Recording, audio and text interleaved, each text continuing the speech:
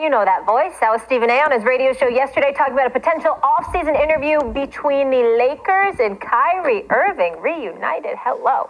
There's also been talk of Kyrie potentially joining Kevin Durant in New York with the Knicks. Stephen A., would Kyrie be better off in L.A. with LeBron or New York with KD? My personal opinion is New York. That's my personal opinion. Obviously, you look at LeBron James, who I believe will return to being the greatest player in the world once he's back on the court healthy and with something to play for.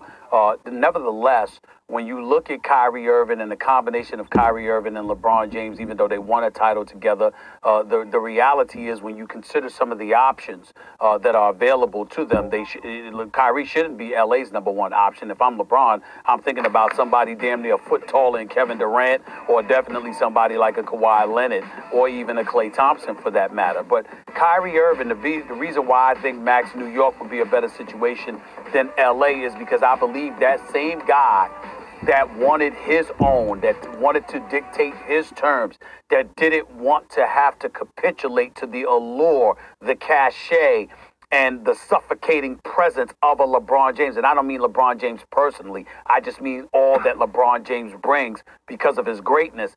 I don't think Kyrie departed from Cleveland and then all of a sudden is now willing to accept those conditions yet again, because that's exactly what it would be. If he came to LA, it would be about him and LeBron but it's still LeBron country, okay? In New York, even if he's with Durant, that's not the same. He played in New Jersey. He's from there, okay? You know, his father's got friends, you know, in the projects and beyond, all of that stuff.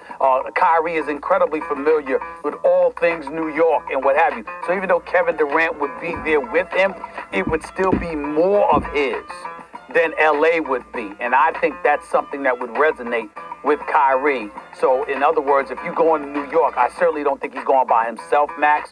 So I would assume or surmise that someone the quality of Kevin Durant will be coming with him. I think that situation in New York, combined with it being in the East instead of the West, is a better situation than with LeBron in LA. I'm hearing increasingly that Kyrie and KD to New York is a real thing. And I think that would put an enormous amount of pressure actually on KD to win a championship in New York. I know you've said that you think if they get to the conference finals, it's been so long since the Knicks have made any noise in the playoffs that would make KD a big hero. But in fact, LeBron already won a championship with Kyrie, a championship against the 73-win Warriors team that KD couldn't get past in a Game 7 at Oracle, but LeBron did with Kyrie, and KD had Westbrook and a whole bunch of guys on that team. So, and by the way, KD wouldn't be on the Warriors anymore. So if KD goes to New York, I think the pressure is on him to deliver at least one championship.